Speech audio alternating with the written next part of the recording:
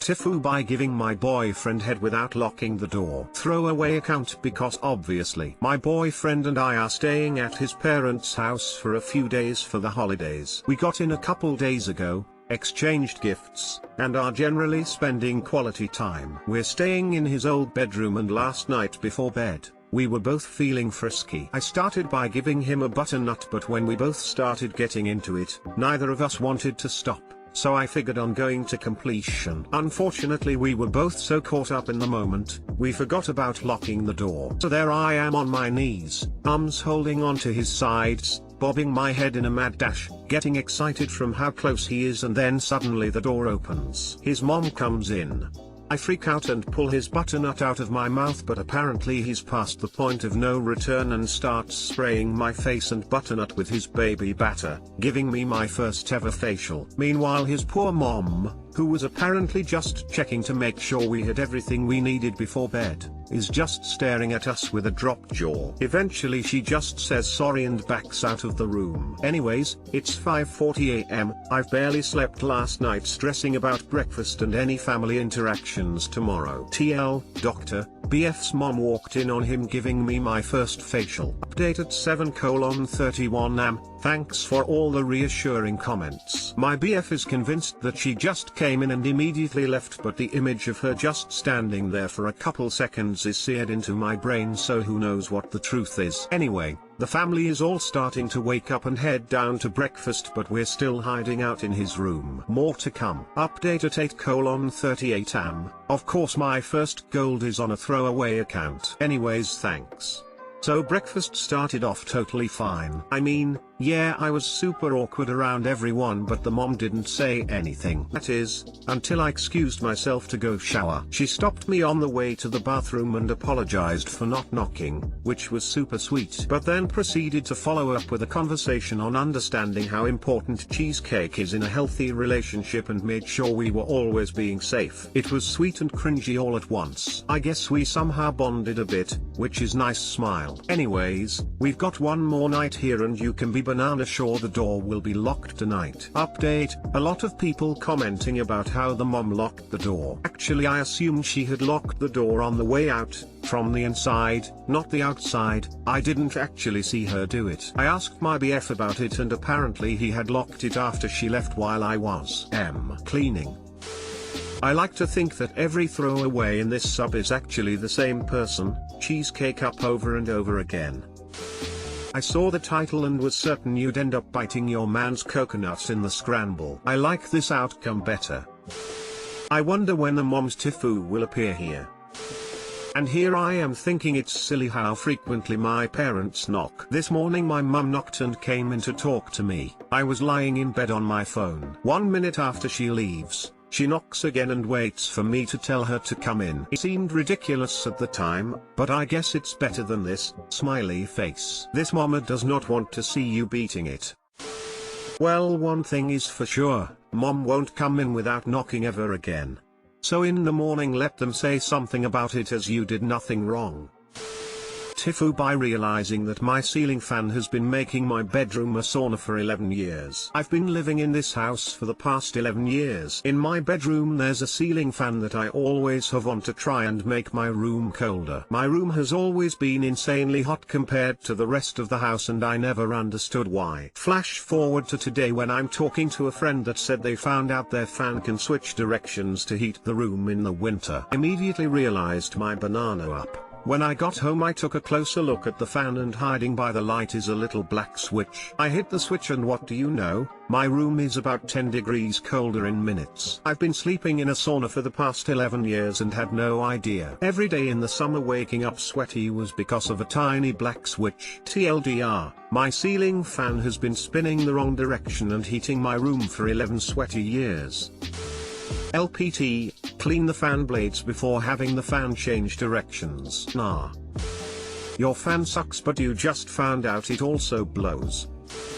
It doesn't heat the room, per se. One direction pulls air up from the floor and the other blows down. Both will keep the air circulating. The one that blows air down will make you feel cooler because it's blowing air directly onto you, like a fan. To clarify, The point of winter mode is not to pull air up from the floor, but to push the air on the ceiling down the walls. Since heat rises, the warmest air in the room sits against the ceiling. It's effectively wasted because we don't live our lives on the ceiling, unless you have a bunk bed. Your thermostat keeps trying to add heat to the room because it doesn't know there's all this wasted heat above it. You want to push that warm air down to mix with the cool air below, so A, you're warmer, and B, your thermostat doesn't turn on the heat as often. But you don't want the fan to push air down the way it does in the summer because the breeze against your skin would make you feel cold. What winter mode does is reverse the fan direction, forcing the warm air to travel along the ceiling and down the walls. That way you're still mixing the warm air down where you live, but you're not blowing it directly on you in a way that will make you cold.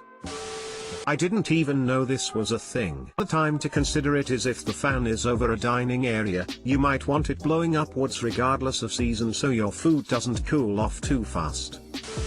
The direction the fan spins does not change the temperature in the room. It's merely that direct airflow from downdraft feels cooler on the skin. TIFU by taking LSD and pretending to be French for 10 months. Throw away for reasons. TL, doctor at the bottom. So this was more of a FU that happened quite a while ago, which only just caught up to me a few weeks ago, so also not today. About 11 months ago I moved into a new house as a temporary sort of thing until I could get the money together to sort something out properly. I was hoping to have already moved out by this point. On my second day after I'd finished unpacking, I decided to break the house in with a nice acid trip.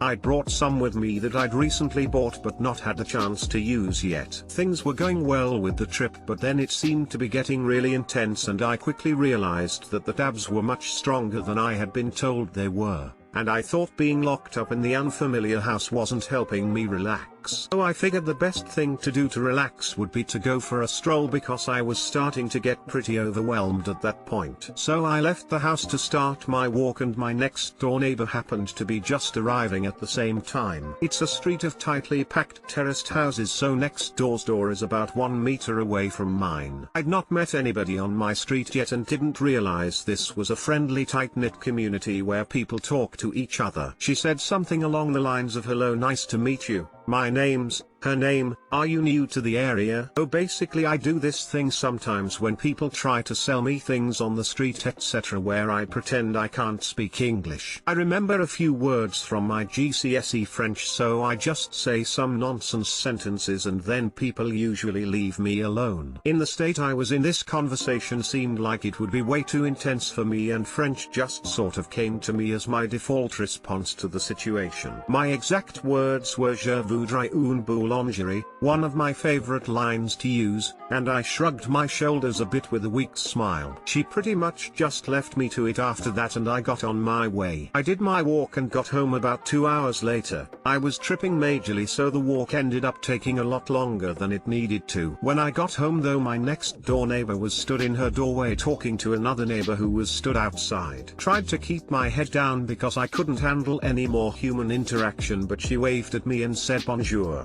So I instinctively returned the bonjour and got inside my house as fast as possible. When I got in I started freaking out straight away because I realized that I'd just become French and now 2 of the neighbors think I can't speak any English. The next day when I woke up I realized the best thing I could do, as an Englishman, was just live with the lie for the rest of my short stay in this house to avoid the excruciating embarrassment of having pretended to be French for seemingly no reason. Fast forward 10 months. I still live here, and at this point I'm in deep. My life on this street is a web of lies. I've perfected my French accent and over the course of 10 months French me has learnt a decent amount of English so he can hold disjointed conversation. I'd gotten to know the neighbors pretty well and I was the nice quirky French guy on the street. I didn't let the lie slip ever, because every day and every conversation I had just meant that it would be even worse if anyone ever discovered I wasn't French. If I had friends come over, I don't have many, so it wasn't too bad.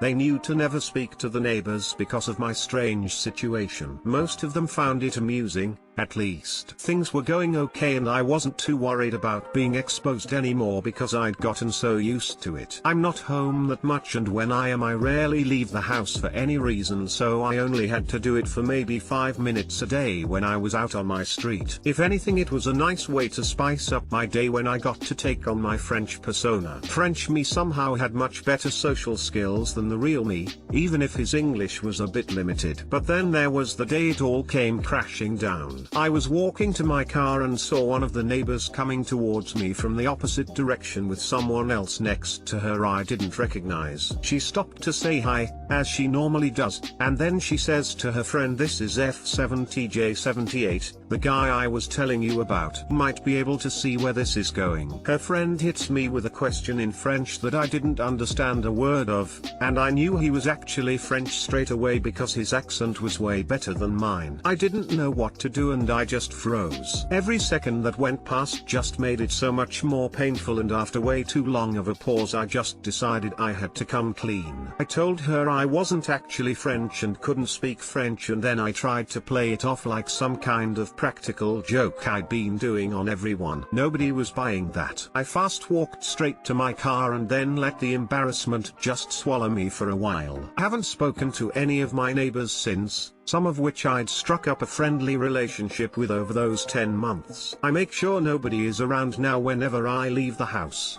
and I do a loop around the block in my car if any of my neighbors are walking down the street when I get home, so that I never come into contact with them. Every time I think about the day I was discovered, the embarrassment physically hurts me. TL, doctor, pretended to be French to avoid human interaction on LSD, lived a lie for 10 months and got exposed by a French man. Edit: I didn't think this post was going to catch much attention, and I'm praying none of my neighbors use Reddit and see this and decide to come over to talk to me about all this. Some people seem to have a hard time believing that I thought keeping it going for 10 months would actually be a good idea. I'd like to remind people that when I made the decision to keep it up, this was supposed to be a very temporary living situation for me.